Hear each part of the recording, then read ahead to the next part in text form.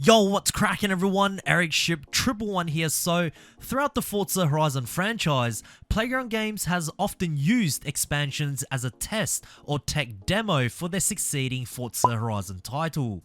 We have seen this time and time again, first starting with the original Forza Horizon title, where the series didn't initially give players the ability to drive off-road like we are all so familiar with today. However, Playground Games would release its first Horizon Rally expansion, allowing players for the first time to take their cars from Forza Horizon off-road. And then 2 years later, Forza Horizon 2 would release a map allowing players to have complete freedom to drive on any terrain they wanted.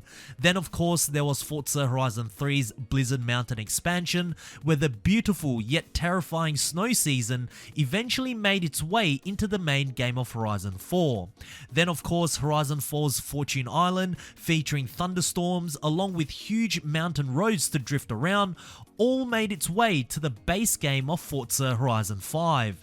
Now, I know there are many more things that Playground Games have used as test features in their expansions, but we won't talk about all of them in today's video. Instead, I want to look at what we currently have in Forza Horizon 5 and speculate as to what features or things that the developers have subtly included as a disguise, whether it's through a series update or an expansion that would most likely be included as a main feature for Forza Horizon 6. Starting off with number 1, Rally Adventure Expansion. So, as we know, just recently, Playground Games released Forza Horizon 5's second expansion, and although from an overall standpoint of the entire DLC, it doesn't really look like Playground Games included anything of significance that was really used as a test feature for the next Horizon game, because things like the weather, the terrain, and even the way you progress through the entire expansion, it's all quite similar to the main game itself. However, there is one thing that stood out to me the most about Rally Adventure, and is also one of the main reasons why I love the second expansion so much, and that is the map, but more so the road layout. Now, looking back at all of the Forza Horizon expansions we've had, I actually do not think that there is another Horizon DLC that features such challenging and narrow switchback roads out in free roam. How you would normally play the main Horizon 5 map with all of your high horsepowered supercars almost goes completely out the window once you enter Sierra Nueva, as here, a nice little Japanese 300 brake horsepower sports car is more than enough to put you through your paces. Now, even though on the surface level, both the main map of Horizon 5 and Sierra Nueva look rather similar, the entire road layout, map design, and even how it plays is completely different.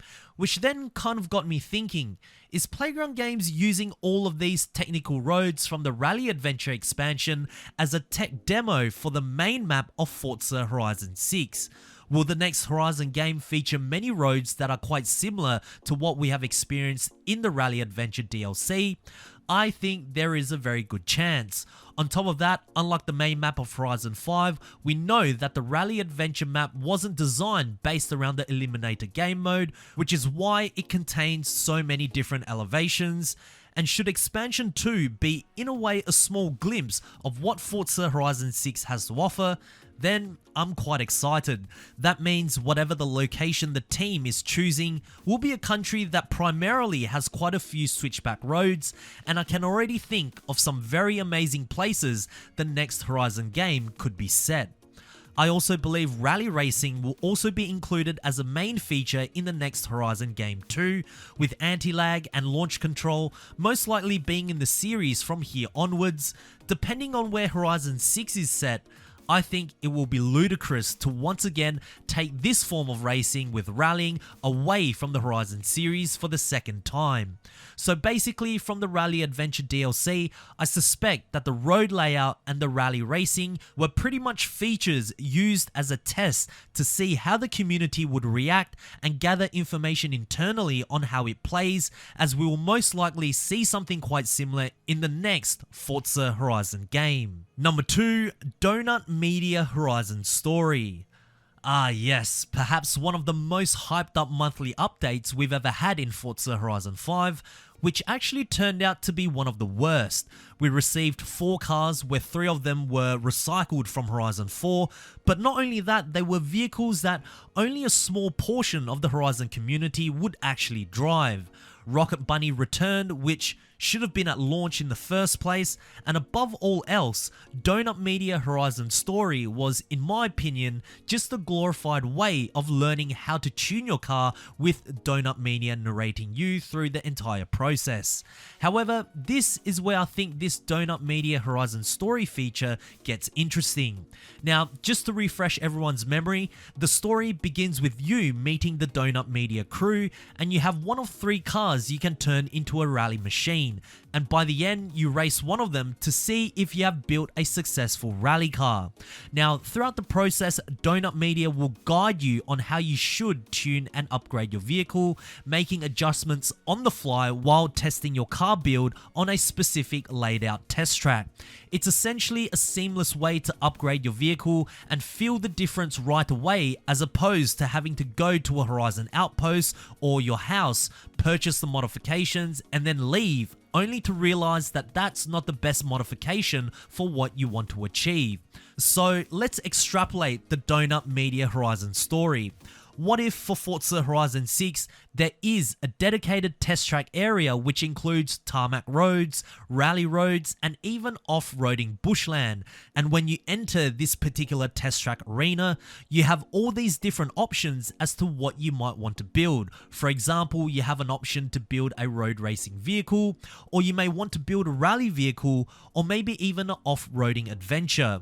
And once you have selected any of these pre-existing options, you then have the choice of every car that's available in Horizon 6, unlike the 3 in the Donut Media story. And once you have selected a vehicle, you can drive around this test track and prompts will open and a narration will guide you through on how you should upgrade and tune your car for the build you have chosen. And once you go through all of the tutorials and you are happy with the car you have built, you can then leave the test track arena and go free roaming and racing. I strongly believe, and I've said this months ago when Update 14 went live, that the Donut Media Horizon story, as disappointing as it was, is a small glimpse of something much bigger, and it could very well be a new way as to how we modify vehicles in Forza Horizon 6. So those are just a couple of things that I noticed that may possibly be featured in the next Horizon game. But what about you guys? What have you guys noticed about Forza Horizon 5 that may carry over to Forza Horizon 6? Share us your thoughts down in the comment section below, as I do read all of your comments, guys. But anyways, if you guys did enjoy this video, please make sure to smash the thumbs up button, as it really does help me out. And of course, if you guys would like to stay up to date with everything Forza Horizon 5 related, be sure to subscribe to my channel, and I hope to see you guys in the next video. Peace.